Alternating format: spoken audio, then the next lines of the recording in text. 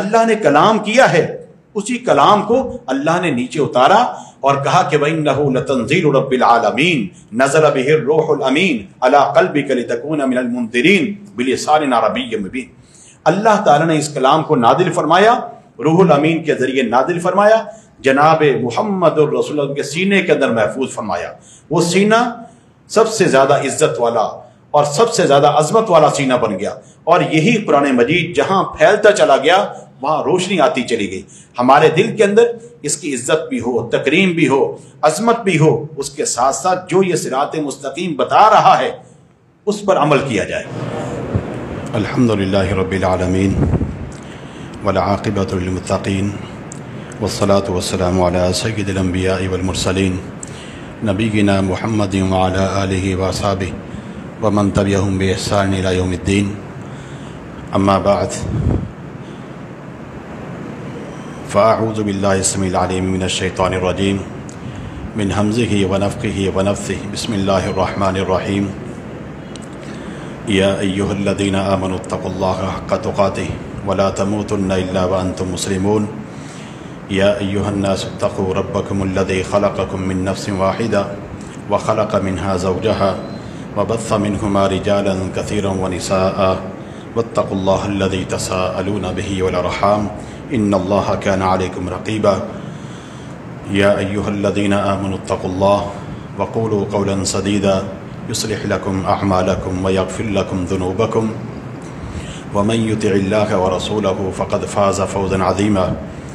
وقال اللہ تبارک وتعالی فی مقام آخر وسارعوا الی مغفرۃ من ربکم وجنۃ عرضها السماوات والارض اعدت للمتقین الذين ينفقون في السراء والضراء والكاظمين الغيظ والعافين عن الناس والله يحب المحسنين۔ اللہ رب العالمین کا ہم پر بہت بڑا فضل اور احسان ہے کہ اس نے ہمیں مسلمان بنایا، اور اس کے ساتھ ساتھ جو صحیح دین حقہ ہے، دین خالص ہے، ہدایت کا صحیح راستہ ہے، اللہ نے وہ ہمیں عطا فرمایا۔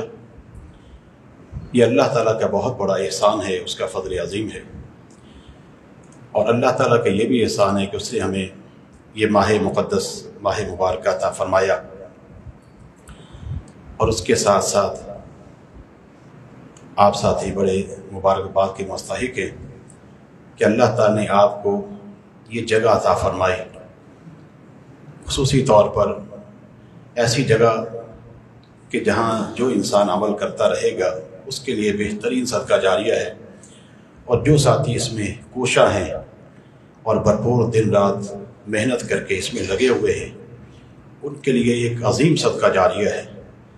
اس کو آپ اس طرح سے سمجھیں کہ جب اللہ رب العالمین نے ارادہ فرمایا بیت اللہ بنانے کا، تو اللہ تعالیٰ نے جناب ابراہیم خلیل اللہ علیہ السلام کو وہاں بھیجا، اور جناب ابراہیم خلیل اللہ وہ بیت اللہ کی جب بنیادیں اٹھا رہے تھے، اللہ نے فرمایا کہ وَإِذْ يَرْفَعُ إِبْرَاهِيمُ الْقَوَاعِدَ مِنَ الْبَيْتِ وَإِسْمَاعِيلُ رَبَّنَا تَقَبَّلْ مِنَّا إِنَّكَ أَنْتَ السَّمِيعُ الْعَلِيمُ۔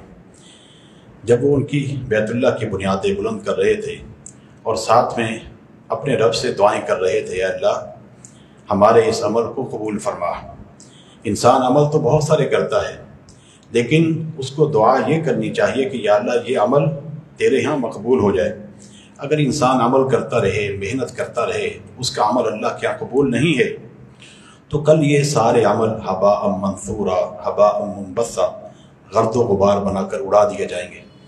اللہ تعالیٰ نے جناب ابراہیم خلیل اللہ کا یہ عمل ایسا قبول فرمایا، آج آپ دیکھیں کہ لاکھوں لوگ وہاں نمازیں بھی پڑھ رہے ہیں، وہاں پر اعتکاف بھی ہو رہا ہے، عمرے بھی ہو رہے ہیں، حج بھی ہو رہا ہے۔ یہ سارے کا سارا صدقہ جاریہ کس کے لیے ہے؟ جناب ابراہیم خلیل اللہ علیہ السلام کے لیے، جناب اسماعیل علیہ السلام کے لیے، جنہوں نے اس کی بنیاد رکھی، جس کو انہوں نے شروع کیا۔ اس کے بعد اسی معاملے کو آگے آپ لے جائیں، جناب محمد رسول اللہ صلی اللہ علیہ وسلم جب آپ مدینہ طیبہ پہنچے تو سب سے پہلے جو عمل اللہ کے رسول صلی اللہ علیہ وسلم نے کیا وہ مسجد کی بنیاد رکھی، لوگوں کو جمع کرنا ان کو عقیدہ بھی سکھایا، ان کو عمل بھی سکھایا، ان کو اخلاق بھی سکھایا، ان کو کردار بھی سکھایا، ان کو شب و روز کے سارے عمل، حتیٰ کہ پوری زندگی گزارنے کا طریقہ، بچپن سے لے کر جب بچہ دنیا میں آتا ہے اور قبر تک کے سارے معاملات جناب محمد رسول اللہ صلی اللہ علیہ وسلم نے اپنی امت کو بتائے، اور یہی سلسلہ ہم تک پہنچا ہے۔ اب ہم جو عمل کریں گے یہ ہمارے لیے بھی، اور اس کے ساتھ ساتھ جیسے یہ عمل شروع سے لے کے آیا ہے، کہاں سے آیا ہے؟ جناب محمد رسول اللہ صلی اللہ علیہ وسلم سے آیا ہے۔ یہ سارے کا سارا رسول اللہ صلی اللہ علیہ وسلم کے لیے بہترین صدقہ جاریہ ہے۔ اور یہ جو مرکز قائم ہو رہا ہے، اللہ تعالیٰ اس میں برکت عطا فرمائے۔ اللہ تعالیٰ جو ساتھی کوشش کرے ان کے لیے آسانیاں پیدا فرمائے۔ انسان تھوڑی تھوڑی محنت کرتا ہے، لیکن ایک وقت آتا ہے وہ ایک بہت بڑا مرکز بن جاتا ہے، جہاں سے توحید کی شمع پھوٹتی ہیں، روشن ہوتی ہیں، لوگوں کے عقیدے کی اصلاح ہوتی ہے، عمل کی اصلاح ہوتی ہے، انسان کے معاملات کی اصلاح ہوتی ہے، اور ہم اس کے اندر انسان کو اپنے دل کو خالص کرنا چاہیے، ارادے کو خالص کرنا چاہیے، بھرپور محنت بھی کرے۔ اس کے ساتھ جب انسان کے اندر اخلاص ہوگا، تقویٰ ہوگا، پرہیزگاری ہوگی، اور سنت رسول کے مطابق عمل ہوگا، تو یہ عمل کبھی رائے گاہ نہیں جائے گا۔ آج ہم دیکھتے ہیں لوگ بڑے بڑے عمل کرتے ہیں، لیکن وہ سارے کے سارے عمل جو ہیں شہرت کی نظر ہو جاتے ہیں، ریا کی نظر ہو جاتے ہیں۔ بڑے بڑے عمل آپ دیکھیں، آج حج بھی ہو رہا ہے، عمرے بھی ہو رہے ہیں، نمازیں بھی ہو رہی ہیں، قربانیاں بھی ہو رہی ہیں، دعائیں بھی ہو رہی ہیں۔ حالت کیا ہے؟ آدمی دعا مانگ رہا ہے اور سامنے تصویر بناؤ اس کی، یہ دعا مانگ رہا ہے۔ بھئی دعا کس کے لیے مانگ رہے ہو؟ آپ اللہ رب العالمین سے مانگ رہے ہو، اس کے اندر ریا نہیں ہونا چاہیے، اس میں دکھلاوا نہیں ہونا چاہیے۔ قربانی آپ کس کے لیے کر رہے ہو؟ اللہ تعالیٰ کے لیے، اس میں ریاکاری نہیں ہونی چاہیے، دکھلاوا نہیں ہونا چاہیے۔ آپ حج کس کے لیے کر رہے ہو؟ عمرہ کس کے لیے کر رہے ہو؟ یہ تلاوت قرآن کس کے لیے کر رہے ہو؟ تراویح کس کے لیے پڑھ رہے ہو؟ کس کو راضی کرنے کے لیے؟ اگر تو اس میں رب کی رضا ہے، انشاءاللہ یہ کل قیامت کے دن ہمارے اجر کے اندر اضافے کا سبب بھی بنے گا، اور اس کے ساتھ ساتھ کل قیامت کے دن بہت پہاڑ کی شکل اختیار کر دیں گے یہ عمل۔ اور اگر اس میں ریا آ گیا، دکھلاوا آ گیا، تو یہ دنیا کے اندر یہ سارے عمل مٹ جائیں گے۔ اور اللہ تعالیٰ نے ہمیں اس بات کا حکم دیا، وَسَارِعُوا إِلَىٰ مَغْفِرَةٍ مِّن رَبِّكُمْ، دوڑ لگاؤ، جلدی کرو، آگے بڑھو۔ کس چیز کی طرف؟ ان اعمال کی طرف جس سے اللہ کی طرف سے بخشش حاصل ہو جائے، اللہ کی طرف سے تمہیں رحمت مل جائے، اللہ کی رضا حاصل ہو جائے۔ اور وَجَنَّةٍ عَرْضُهَا، اور اللہ تعالیٰ کی اس جنت کے لیے بھرپور محنت کرو، کوشش کرو، ایک دوسرے سے آگے بڑھو، اس جنت کے لیے جس کی چوڑائی آسمانوں اور زمینوں کے برابر، جس کا عرض آسمانوں اور زمینوں کے برابر۔ اور کس کے لیے ہے؟ وَعِدَّتْ لِلْمُتَّقِينَ، ان لوگوں کے لیے تیار کی گئی ہے جو تقوی اختیار کرتے ہیں، جو متقین ہوں گے۔ اور اللہ تعالیٰ نے قرآن مجید کی ابتدا کی، ذَلِكَ الْكِتَابُ لَا رَيْبَ فِيهِ، یہ وہ کتاب ہے کہ جس میں کوئی کسی قسم کا شک نہیں ہے، یہ رب العالمین کی طرف سے نازل شدہ ہے، یہ اللہ کی طرف سے کتاب نازل ہوئی ہے، رب العالمین کی طرف سے سارے اس کے احکامات ہیں، جو اس میں واقعات ہیں، جو کچھ اس میں بیان ہوا ہے، یہ سب رب العالمین کی طرف سے ہے، کسی اور کی طرف سے نہیں۔ لا ریب فیہ، اس میں کوئی شک نہیں ہے، شک والی کوئی بات ہی نہیں ہے۔ ھدی للمتقین، یہ کتاب ہدایت ہے متقین کے لیے۔ حقیقی ہدایت وہی حاصل کرتے ہیں جو تقوی اختیار کرنے والے، جو تقوی اختیار نہیں کرتے ان کو ہدایت نہیں ملتی۔ اور ہدایت اللہ تعالیٰ اس کو عطا فرماتا ہے جو ہدایت کا طلبگار ہو، جو ہدایت کا متلاشی ہو، جو ہدایت کے لیے کوشاں ہو۔ اب نماز میں ہر بندہ یعنی کہ پڑھتا ہے اہدنا الصراط المستقیم، اے اللہ میں صراط مستقیم پر چلا۔ کون سا صراط مستقیم؟ جو باپ دادا کا ہے یا برادری کا ہے، قوم قبیلے کا ہے؟ کون سا صراط مستقیم؟ آگے اللہ تعالیٰ نے فرمایا کہ صراط الذین انعمت علیہم، ان لوگوں کا راستہ جن پر تیرا انعام ہوا، یعنی جن پر تو نے فضل کیا، جن پر تو نے احسان کیا کہ ان کو سیدھا راستہ دکھایا۔ من النبیین والصدیقین والشہداء والصالحین وحسن اولئک رفیقا، وہ انبیاء ہیں۔ آپ دیکھیں قرآن مجید کے اندر انبیاء کا تذکرہ ہے، اور ان کی سب سے پہلی اور بنیادی دعوت کیا ہے؟ یا قوم اعبدوا اللہ ما لکم من الہ غیرہ، اے قوم ایک اللہ کی عبادت کرو، ایک اللہ کی عبادت، تمہارے لیے اس کے علاوہ کوئی اور الہ نہیں ہے، وہ ایک ہی الہ ہے، اس کے ساتھ کوئی اور شریک نہیں۔ انبیاء کی سب سے بڑی بنیادی دعوت جو سب کی ایک ہی دعوت ہے، وہ دعوت توحید ہے، جب تک انسان کی توحید کا معاملہ ٹھیک نہ ہو وہ صراط مستقیم پر نہیں ہے، جب تک انسان کا عقیدہ ٹھیک نہیں ہے وہ صراط مستقیم پر نہیں ہے۔ پہلے لوگ کیا کرتے تھے؟ اللہ کو بھی مانتے ہیں، اللہ کے علاوہ غیروں کو بھی مانتے ہیں، اللہ تعالیٰ کو ایسا ماننا قابل قبول نہیں۔ عیسائی لوگ اللہ کو بھی مانتے ہیں لیکن اس کے ساتھ ساتھ جناب عیسیٰ کو مانتے ہیں، رسول بھی مانتے ہیں، اس کے ساتھ اللہ کا بیٹا بھی مانتے ہیں۔ اللہ کو یہ قابل قبول نہیں، جناب عیسیٰ کو اللہ کا بیٹا نہیں، اللہ کا بندہ ماننا ہے، اللہ کا رسول ماننا ہے۔ اگر کسی نے اس انداز میں مانا جس طرح وہ خود چاہتا ہے، بندہ خود جیسے چاہتا ہے، اگر اس طرح مانتا ہے وہ ماننا نہیں ہے۔ اللہ کو ماننا ہے اس طرح کہ اس کا کوئی شریک نہیں۔ ہم کہتے ہیں سبحان اللہ، اللہ پاک ہے۔ جناب یونس علیہ السلام مچھلی کے پیٹ میں، اور وہ کیا کہتے ہیں؟ لا الہ الا انت سبحانک، اللہ تیرے علاوہ کوئی الہ نہیں ہے۔ کیسے مانا؟ کوئی الہ نہیں، سبحانک، اللہ تو پاک ہے۔ کس چیز سے؟ ہر قسم کے عیب سے، ہر قسم کے نقص سے، ہر قسم کی کمزوری سے۔ جو تیرے شریک لوگوں نے ٹھہرائے ہیں پہلے، آج بعد میں، اللہ میں گواہی دیتا ہوں تو ان تمام سے پاک ہے۔ یعنی اس توحید کو اس طرح سے مانے کہ انسان کو پتہ چلے کہ یہ بندہ خالصتاً اللہ رب العالمین کی عبادت کرتا ہے، اس کو اکیلا الہ مانتا ہے، اس کے ساتھ کوئی شریک نہ پہلے تھا، نہ آج ہے، نہ بعد میں ہوگا۔ جب اس توحید کو اس انداز میں مانیں گے پھر یہ ہے صراط مستقیم۔ اور سارے انبیاء کی بنیادی دعوت توحید ہے۔ قولوا لا الہ الا اللہ، اللہ کے رسول فرما رہے ہیں۔ اس سے پہلے جتنے انبیاء آئے، قال یا قوم اعبدوا اللہ ما لکم من الہ غیرہ، لوگوں ایک اللہ کی عبادت کرو، اس کے ساتھ کوئی شریک نہیں ہے، وہ اکیلا ہے، وہ اکیلا ہی الہ ہے۔ تو اہدنا الصراط المستقیم جب ہم کہتے ہیں تو صراط الذین انعمت علیہم، ان لوگوں کا راستہ جن پر تو نے انعام کیا، جن پر تو نے فضل کیا، وہ انبیاء ہیں۔ انبیاء کی توحید کو چیک کریں، انبیاء کی دعاؤں کو چیک کریں، انبیاء کا رب کے ساتھ تعلق وہ کیسا تھا، رب سے محبت کیسی تھی، اور رب العالمین ان کو سلام پیش کرتا ہے۔ سلام علی ابراہیم، سلام علی نوح فی العالمین، سلام علی موسیٰ و ہارون۔ یہ رب العالمین سلام کیوں پیش فرما رہا ہے؟ اس لیے کہ انہوں نے وہ کردار ادا کیا جو اللہ تعالیٰ کی منشا کے مطابق ہے، جس سے اللہ راضی ہوتا ہے۔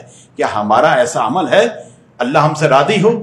نہیں، ہمیں اس میں اور کوشش کرنی ہے۔ اس رب کو راضی کرنے کے لیے سب سے پہلی چیز اپنی توحید کا معاملہ اتنا مضبوط ہو کہ انسان کی توحید کا معاملہ سب سے عظیم تر ہو۔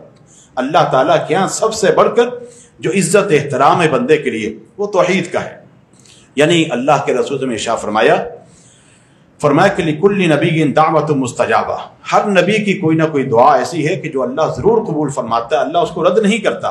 اللہ کے رسول نے فرمایا ہر نبی نے اپنے اپنے وقت کے اندر اس دعا کو مانگ لیا، وَاخْتَبَعْتُ دعوتی شفاء لامتی یوم القیامہ وہی نائلۃ ان شاء اللہ تعالی من مات من امتی لا یشرک باللہ شیئا۔ اللہ کے رسول نے فرمایا کہ میں نے اپنی اس دعا کو سنبھال کے رکھا، محفوظ کر کے رکھا۔ کس کے لیے؟ اپنی امت کے لیے۔ یعنی کون سی امت، کون سے افراد؟ من مات من امتی، میری امت میں سے جو شخص اس حالت میں انتقال کرے، لا یشرک باللہ شیئا، اس نے اللہ کے ساتھ کسی کو شریک نہ ٹھہرایا، تو کل قیامت کے دن میں اس کی سفارش کروں۔ یعنی سب سے مقدم جو چیز ہے وہ انسان کی توحید ہے۔ توحید کا معاملہ ٹھیک ہو جائے پھر باقی اعمال انسان کرتا چلا جاتا ہے، اور اس میں پہلو سنت کا پہلو سامنے رکھے، اخلاص کا پہلو سامنے رکھے۔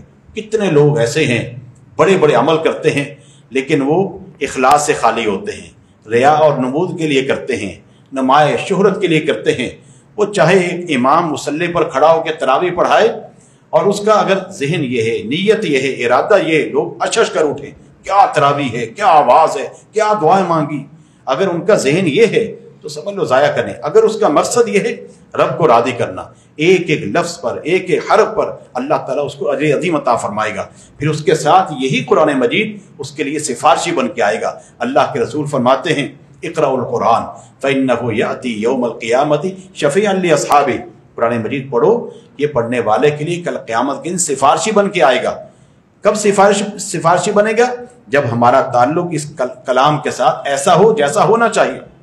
یہ کوئی عام کتاب نہیں ہے، یہ کتاب تو رب العالمین کا وہ کلام ہے جو اللہ نے خود پڑھا ہے، اللہ نے کلام کیا ہے، اسی کلام کو اللہ نے نیچے اتارا اور کہا کہ وَإِنَّهُ لَتَنزِيلُ رَبِّ الْعَالَمِينَ نَزَلَ بِهِ الرُّوحُ الْأَمِينُ عَلَى قَلْبِكَ لِتَكُونَ مِنَ الْمُنذِرِينَ۔ बिलिसानिन अरबिय्यिन मुबीन।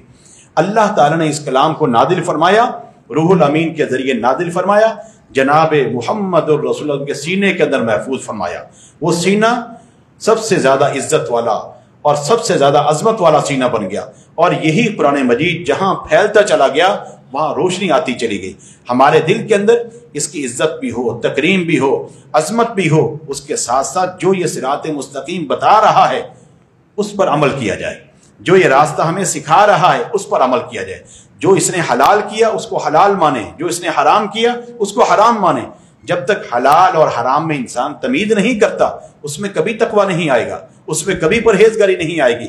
अल्लाह के रसूल से इरशाद फरमाते हैं, अल हलालु बय्यिनुन वल हरामु बय्यिनुन व बैनहुमा उमूरुन मुश्तबिहात फमन इत्तक़ा शुबहात फ़क़द इस्तबरा लिदीनिही व इर्दिही व मन वक़अ फ़ी शुबहात।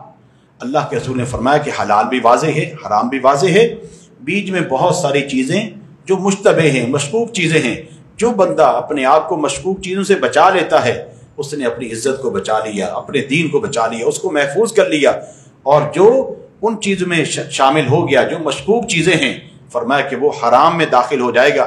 और ये फरमाया कि हर बादशाह की कोई ना कोई चरागाह होती है और वो उसके लिए मखसूस होती है कि कोई दूसरा उसमें दाखिल ना हो।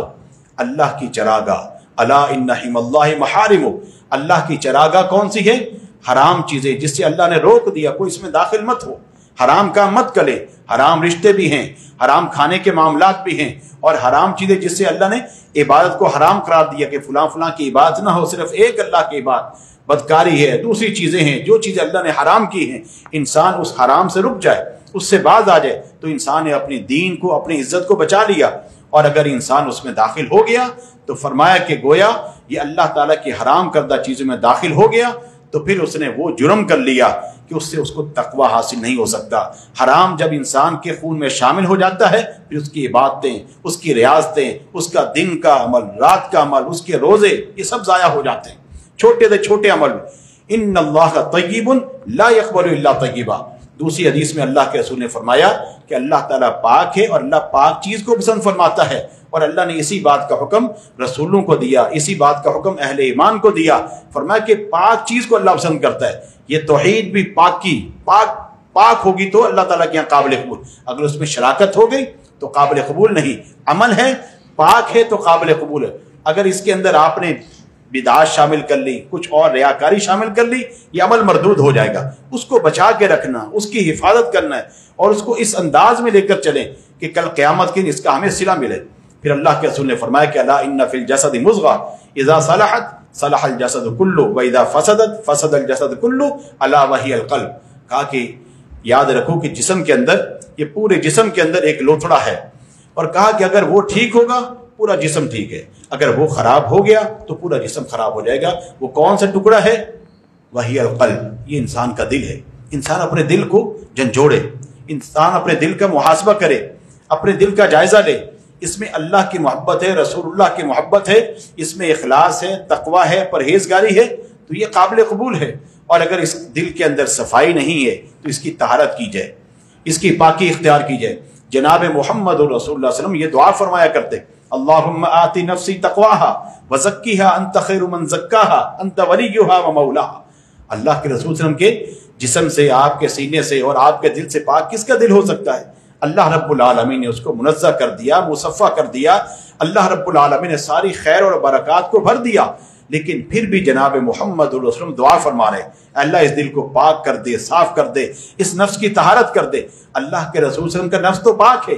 ये हमें दुआएं सिखाई जा रही हैं। ए मेरी उम्मत के लोगों, अल्लाह से ये तलब करो, अल्लाह रब्बुल आलमीन से भलाई तलब करो। जब इंसान अल्लाह से भलाई तलब करता है अल्लाह उसको भलाई अता फरमाता है और इंसान के अमल के अंदर कमजोरी आ जाती है, कोताही आ जाती है।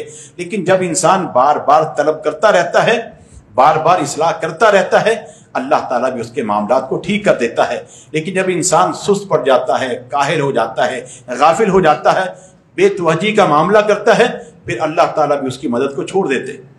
आप ये देखिए कि जनाब मुहम्मद रसूलुल्लाह सल्लल्लाहु अलैहि वसल्लम अपने प्यारे सहाबी जनाब मुआज़ रज़ी अल्लाह ताला अन्हु का हाथ पकड़ते हैं और कहा कि वल्लाहि इन्नी ला उहिब्बुक, ए मुआज़, अल्लाह की कसम मैं तुमसे मोहब्बत करता हूँ। अल्लाह के रसूल सल्लल्लाहु अलैहि वसल्लम صحابہ اکرام سے محبت کرتے تھے. اور پھر فرمایا کہ میں تمہیں ایک دعا سکھاتا ہوں، فرضی نماز کے بعد پڑھنا مت بھولنا. وہ دعا کیا ہے؟